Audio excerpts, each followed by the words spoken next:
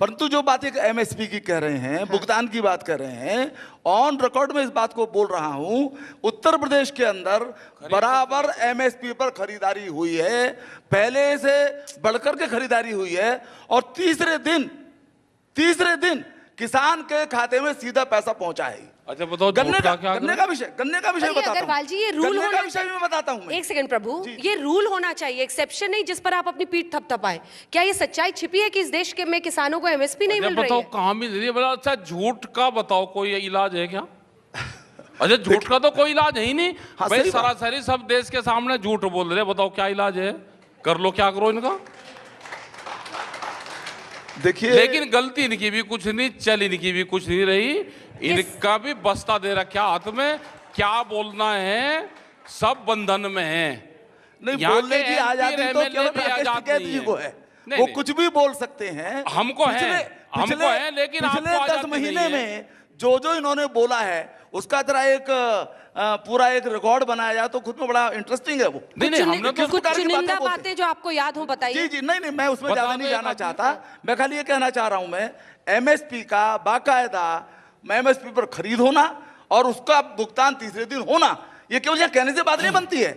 मैं झूठ बोलने का क्या मतलब है मुझको? अच्छा ठीक है, झूठ ये बोल रहे हैं आप अपने जिले में। अब आपने एमपी साहब ने कह दिया, बिल्कुल आपका धन्यवाद। आप आकर चेक कर लीजिए, हापुड़ में चेक कर लीजिए, मेरठ में चेक कर लीजिए, एमएसपी पर बराबर ठीक है भाई, खरीदारी भी हुई है और तीसरे दिन भुगतान भी हुआ। ठीक, मैं खुद खरीद केंद्रों पर जाकर के देख करके आया हूं उनको। आपकी बात मान ली। भाई साहब ध्यान से सुन लेना, एमपी साहब ने अपने जिले की जिम्मेदारी ले ली, किसी के धान की खरीद नहीं होगी तो डीएम और एमपी साहब तैयारी कर ले, हम पूरा धान वहां पे लेकर आएंगे।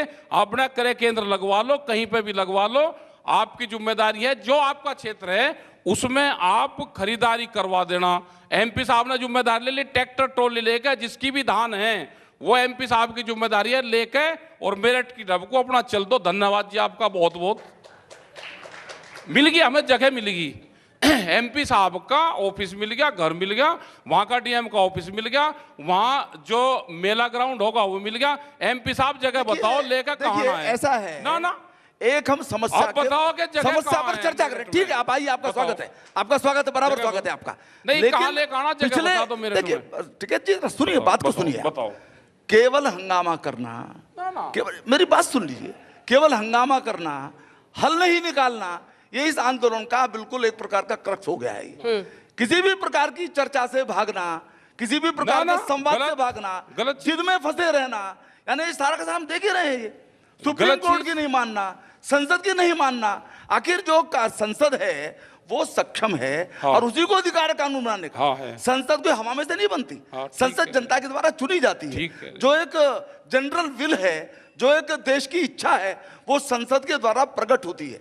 राजनीतिक दल एक एजेंडे को लेकर के जाते हैं, उस एजेंडे के अनुसार वोट की वो रिक्वेस्ट करते हैं जनता से, जनता निर्णय करती है, उसके आधार पर कानून बनते हैं। उसको नहीं मानना, उसमें चर्चा हुई, उसको स्वीकार नहीं करना। 26 जनवरी के बाद आपकी सरकार ने, एक सेकंड सर, क्या आपकी सरकार ने बात करने की पहल की?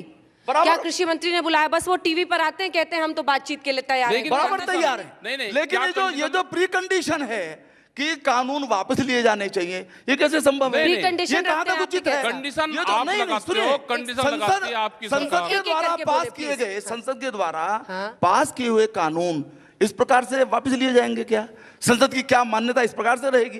और मुझे बराबर आश्चर्य होता है, जो मैंने प्रारंभ में कहा, जो राजनीतिक एजेंडा है वो कहीं ना कहीं गाइड कर रहा है। कांग्रेस का जो कंफ्यूजन है, मैं इसको जरा ज्यादा एलोबोरेट नहीं करना चाहता हूं। ऐसा लगता है कि सारे के सारे किसानों के कथित आंदोलन के ऊपर वो हावी हो गया है, वह कंफ्यूजन, और ये चल रहा है। ये आप लोग कंफ्यूज हैं टिकैत साहब, ये आरोप है बीजेपी का। सुनिए, लखीमपुर खीरी पर जरा आते हैं। एक सेकंड सर, कब बात करना चाह रहे हैं सरकार? लखीमपुर खीरी, नहीं पहले रुको ना, अभी एक जिले का तो कम से कम एमएसपी के किसानों का भला हो जाए।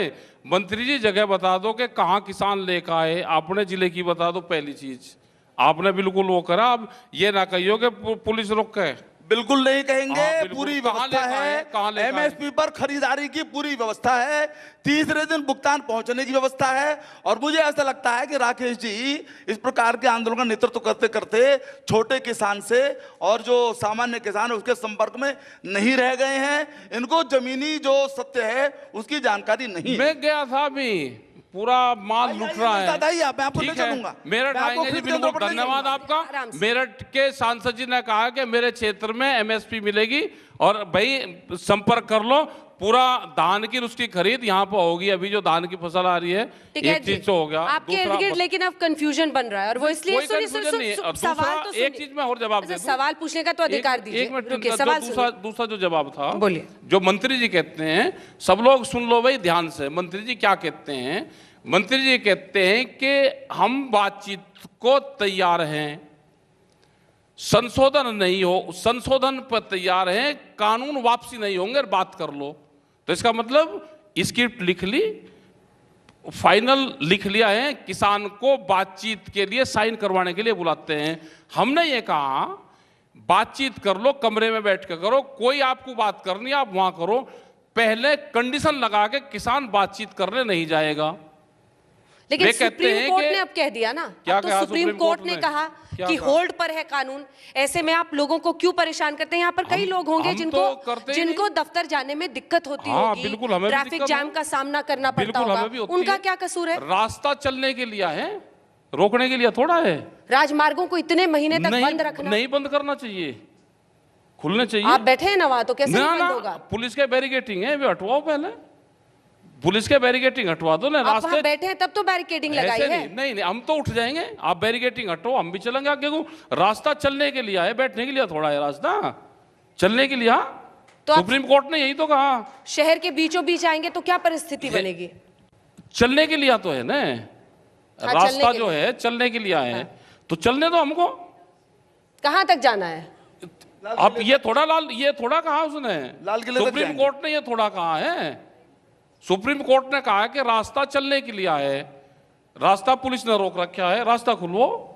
और आप आएंगे बीच दिल्ली? फिर कहाँ आएंगे? तो आगे की भी गारंटी है सुप्रीम क्या? कोर्ट ने इजाजत नहीं दी ना, सुप्रीम कोर्ट कहीं ने तो की- कहा- किस आप चीज लोग की तो जा इजाजत? रहे थे ना कि रामलीला मैदान में तक जाएं, सुप्रीम कोर्ट ने भी नहीं कहा। क्यों सुप्रीम कोर्ट को भी बीच में उलझा रहे? सारा सिस्टम बंधन में है। अच्छा, सुप्रीम कोर्ट भी बंधन में है? अच्छा, क्यों को आओ? हाँ? सबको राज्यसभा चाह रही, आवाज नहीं आई सर। सबको राज्यसभा चाह रही, हम सम्मान राज्यसभा भी करें और कोर्ट का भी करें, सब कुछ चाह रही। नहीं, समझ गए, जो जिसको समझना सब समझ गए। सब समझ गए। कोई एजेंसी ऐसी होगी, सबकी जांच होगी, कौन क्या क्या फैसले कर रहा है, सबकी होगी जांच। कौन सी एजेंसी होगी? आ जाएगी, कोई टिकैत होगी। एजेंसी? यहाँ तो कोई है नहीं अभी, अच्छा, देश में तो है नहीं कोई। कोई एजेंसी नहीं है। अगर बाहर कहीं कहेंगे, फिर कहेंगे जी आपने बाहर भेज दिया। ये आपको कांग्रेस का एजेंट कहते हैं। अब बाकी अरे, उधर एक सेकंड कांग्रेस सुनो, अगर होती तो ऐसी तैसी नहीं होती, है नहीं, कोई नहीं है, विपक्ष तो रहा ही नहीं, निमट का केस।